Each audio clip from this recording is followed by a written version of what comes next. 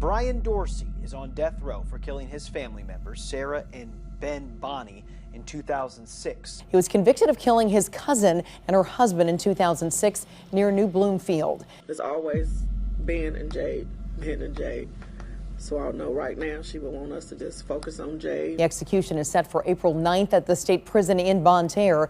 It would be Missouri's first execution in 2024. Her whole life was Jade. Well, I mean, her husband Ben too, but Jade was her life. Facts. Brian Dorsey, a man from Jefferson City, was charged with 2 counts of first-degree slaying in 2006. He had called his cousin Sarah Bonnie to borrow money to pay drug dealers in his apartment. Sarah's husband Ben, who had been assisting Dorsey, drove to Dorsey's apartment and met him at their home. Sarah, Ben, Dorsey, and Sarah's 4-year-old niece Jade stayed at the house. After slaying Sarah and Ben, Dorsey took Sarah's social security card and stole personal property from the home. He then tried to pay a woman from whom he had borrowed money to buy drugs. On December 24, Sarah's parents found them lifeless on the bed and they called for help. Brian Dorsey is on death row for killing his family members, Sarah and Ben Bonnie, in 2006. The family of Sarah and Ben Bonnie found them dead in their New Bloomfield home that morning. Her whole life was Jade. Well, I mean, her husband Ben too, but Jade was her life. The father forced the door open and found Sarah and Ben passed away. The investigation confirmed that Sarah and Ben slayed from single gunshot wounds to the head. Police discovered pour marks over Sarah's torso and genitals where Dorsey had poured bleach. Sperm cells recovered from Sarah's body contained DNA consistent with Dorsey and men from a common paternal lineage, eliminating Ben as a source of sperm. Statistical analysis revealed that the DNA profile would not be expected to occur in more than 0.23% of the Caucasian population. On December 26, Dorsey surrendered to police and admitted to being the right guy concerning the slayings of Sarah and Ben. He was charged with 2 counts of first-degree slaying and pleaded guilty in March 2008. The trial court sentenced Dorsey to end for each slaying and he raises 7 points on appeal. Instructional error. Dorsey argues that the trial court improperly instructed the jury in a slaying case. In his second point, Dorsey argues that the trial court plainly erred in submitting instruction number 10, which stated that the jury is not compelled to fix demise as the punishment even if they do not find the existence of facts and circumstances in mitigating of punishment sufficient to outweigh the facts and circumstances in aggravation of punishment. He argued that this instruction was improper because it instructed the jury to consider evidence as to both counts in deciding the punishment for each individual count, allowing the jury to sentence the defendant to demise on each count based on evidence applicable to the other count. Plain error is found when the alleged error facially establishes substantial grounds for believing a manifest injustice or miscarriage of justice occurred. The issue then becomes whether this error so misdirected the jury that it resulted in a manifest injustice. Friends of Sarah Bonnie's told our reporters at the time how much she cared for her husband and daughter Jade. He was convicted of killing his cousin and her husband in 2006 near New Bloomfield. Been married a couple of months. They have, and yes, they're close-knit. They're devastated. On December 26, the Bonnie's cousin, Brian Dorsey, would turn himself in and admit to the killings. Dorsey was not prejudiced, as the jury was properly instructed that, with respect to each slaying, it had to find one or more statutory aggravating circumstances beyond a reasonable doubt. The jury's weighing of the aggravation and mitigation evidence is not subject to proof beyond a reasonable doubt because it is not a factual finding that increases the potential range of punishment. He argued that the trial court erred by not instructing the jury that the state had to prove evidence of unadjudicated bad acts beyond a reasonable doubt. This court has repeatedly rejected the claim that the admission in the penalty phase of unadjudicated bad acts violates due process because the state is not required to prove those acts beyond a reasonable doubt. Finally, Dorsey argued that the instructions erroneously placed the burden of proof on him with respect to mitigating evidence. This court has previously addressed this argument and rejected it. Duplicative aggravators. Dorsey's claim of instructional error that the statutory aggravating circumstances submitted to the jury were duplicative, allowing the jury to double count them.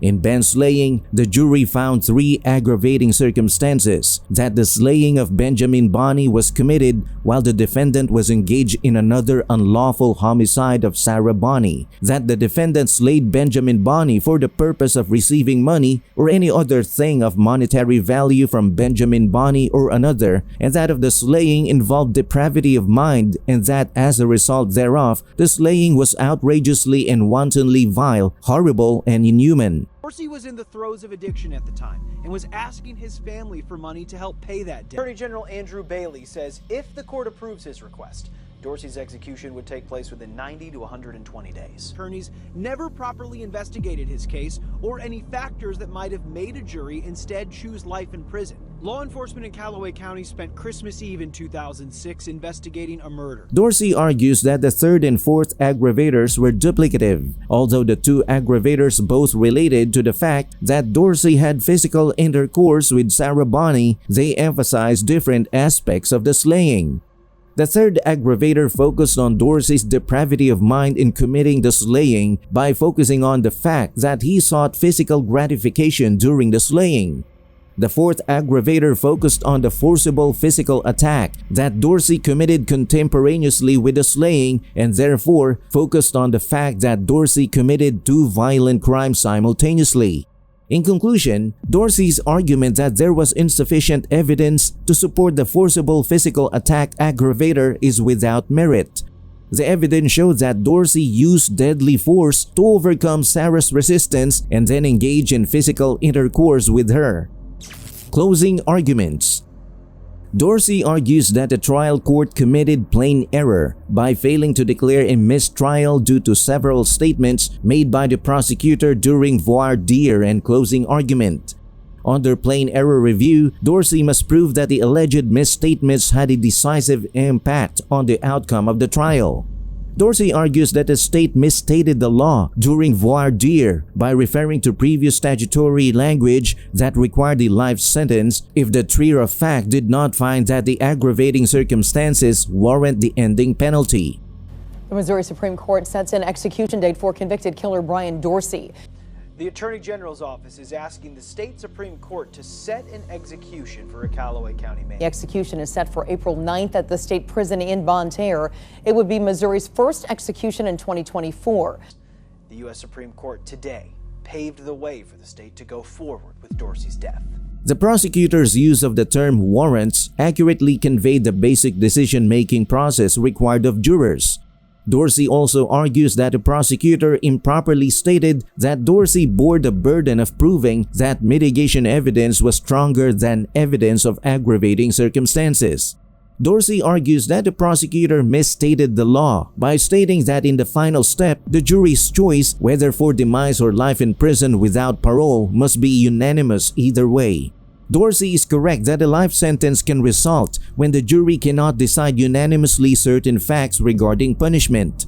The trial court did not err in declining to declare sua sponte a mistrial based on the prosecutor's statements during voir dire. In the closing argument, Dorsey argues that the prosecutor improperly characterized him as evil to persuade the jury to decide his sentence on the basis of passion and prejudice instead of the law. The prosecutor's statements were made in response to defense counsel's argument that the evidence showed that Dorsey had something inside of him and that good people can feel devoted enough and understanding enough to testify on his behalf. Dorsey also argues the trial court erred in allowing the prosecutor to state in his closing argument that if the jury elected to give a life sentence, then the jury would have done nothing.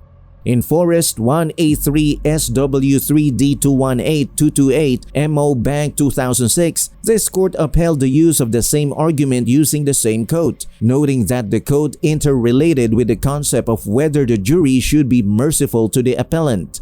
The use of this code was permissible, and the trial court did not plainly err in permitting the argument.